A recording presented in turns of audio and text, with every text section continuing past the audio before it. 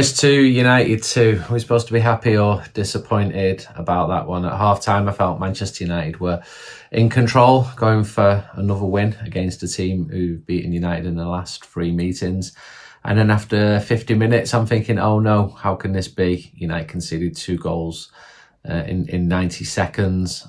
Fortunately, had the spirit and the fight to come back and to equalise. So I don't feel too bad. And as Ruben Amorim said after the game, we would have lost that game last year. We would have conceded more goals. So it's a year since Amorim was announced as Manchester United manager. I've done a big article on that for The Athletic. There's lots of detail in there. It took a lot of time to pull all that detail together. And you may be interested in that and supporting that type of journalism, which takes a long, long time. But let's talk about Forest and Manchester United and do the player ratings, because that's what you're here for, aren't you? Of course you are. Nothing else. No other reason for you to be here. Right, Lemons, 7. He tipped to 7th minute and Doy shot over and made a good save from the same player. And he wasn't to know it was offside 3 or 4 minutes before half-time. Big early shout for a 47th minute corner, the opposite of what we'd seen with Forest when Manchester United got the first, but then it all turned to SHIT. Conceded 2 goals inside 90 seconds, neither of which were his fault. Yoro challenging, stopping Hudson-Odoi at the start. I'm not going to put blame on him, but with 3 central defenders, United had Ahmad on Gibbs-White for that messy goal that he scored. Yoro did okay. He gets a 6. De Ligt gets a 6 as well. He read the runs of the Forest forwards well, did the Dutchman, and he recovered to stop Savona in the first half. He went up with Yoro for the ball that led to Forest's second. It was just a messy goal to concede. Maybe he should have made better contact. He also got a header to set up that Ahmad chance after 94 minutes. We're thinking it could be 3-2 in front of the away fans, but it wasn't to be. Shaw, 7, defensive header stopped an early Forest attack, and then he stood big and made an excellent block on Gibbs-White as Forest moved forward towards goal on 43. I think Shaw is playing well, and he's playing every week, and that's really important. He played on a side which conceded 2, but it was just 2 messy goals. I'm happy with how he's doing. Ahmad, 7, good early defending. Then his 28th minute shot from the outside of the area was pushed away from Sells. He shot miles wide after 41 minutes, but he was effective cutting him from the right. He was left and out jumped by Gibbs-White, who scored on 49. But then Ahmad got a superb goal. It was a lovely strike for the equaliser 10 minutes from time. He got his left foot over the ball from outside the area. And then he saw a 93rd minute strike saved on the line as well. So Ahmad gets a 7. Delo gets a 4. He was exposed by a ball over the top from Savona after poor positioning. He did very well to cut out a cross from Gibbs-White after 36 minutes, but Delo is underperforming this season, especially on the left-hand side. Casemiro, 7. He's a key Manchester United player right now. It's the first time he's played 90 minutes this season. And he put United ahead after 33 minutes as he stood still, leapt with a fine free header. Pretty poor defending from Forest. That's the second time he scored from a corner this season. And I think that's his 20th Manchester United goal. Fell awkwardly going in for a high challenge with Anderson. He also followed up on Fernandez's shot, which hit the post and hit an effort just wide. He tied towards the end, but he did play the 90 minutes, and he's probably Manchester United's best player. Fernandez, 6'7". His corner assisted United's opener for Casemiro. He struck a sweet ball across goal to hit the post on 60 minutes, did well at the end to get back and double up with Casemiro to stop a Forest attack. Wasn't a classic Bruno performance. But yeah, United have got a point.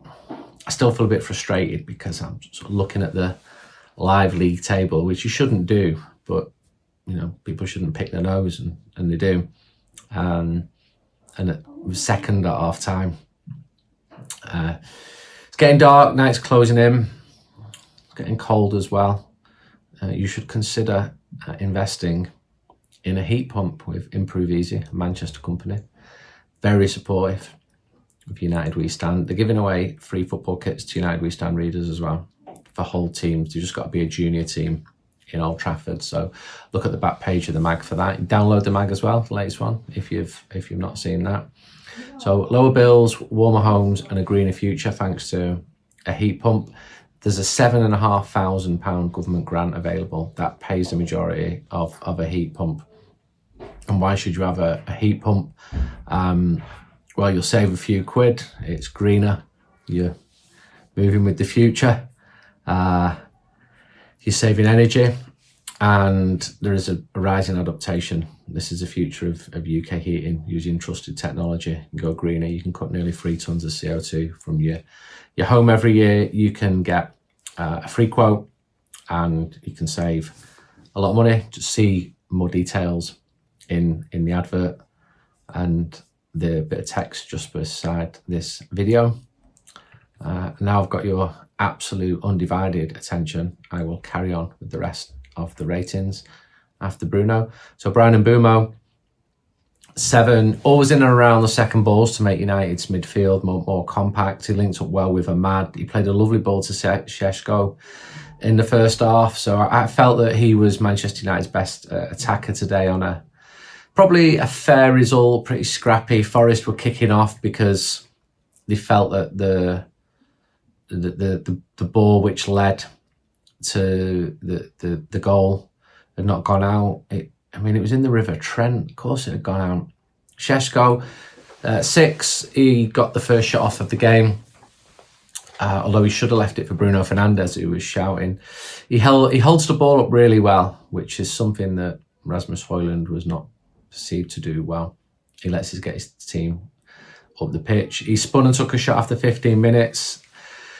And had he taken a better touch on a chance he had after 20 minutes, he would have been in on goal. So his first touch let him down a little bit. He was kept on. He worked hard, including defence, giving a bit of height at the back. He could have had, he had an 88th minute chance, which could he have hit it first time, took quite a heavy touch on it. So I'm coming back to the same point here about him. I think when he starts scoring or more, his confidence will go up and maybe it'll be striking first time, because these were half chances, but didn't take them well today. Cunha gets a 6. He was unhappy actually that Šeško didn't play a 24th minute attack back to him. He shows outrageous skill, Cunha, at times. He had a shot on 86 minutes, but even though we had the time to find the corners, it went straight at the goalkeeper. He becomes more of a power towards the end of games, which is really encouraging. And there were substitutes. So Dorgu came on for Delo after 67, did better than last week, which is not difficult. And he gets a 5. And Mazraoui, 5, came on for Euro after 76. So you bring Mazraoui on because you're pushing to score. You need experience at the back. And yet he lost possession in a key position. And he also got a yellow card. So I think Mazraoui is just one of these who needs to be playing a little bit more. The big problem is that United are not playing enough matches. And I think the manager spoke about this. He can't give chances because there's no opportunities to give chances. So he normally makes more than 2 substitutes. But when he made more last week, look what happened. United fell apart. So there was a good fight coming back against Forest. And I would have been really annoyed if United had lost that game against Forest. But they didn't, and the next game is Spurs away. I'll be there in North London, and it's quite a tough one because they're doing all right. I'm still really sore after Bilbao. We want revenge at Spurs next week. I'll try and have some copies of United We Stand outside the away end We did have some today, but the Nottinghamshire police stopped us selling, which has not happened before. So I need to get to the bottom of that. And yeah, you would think they've got better things to do, but here we are. Thanks for watching, and the United We Stand podcast will be out within 24 hours. Till next time, goodbye.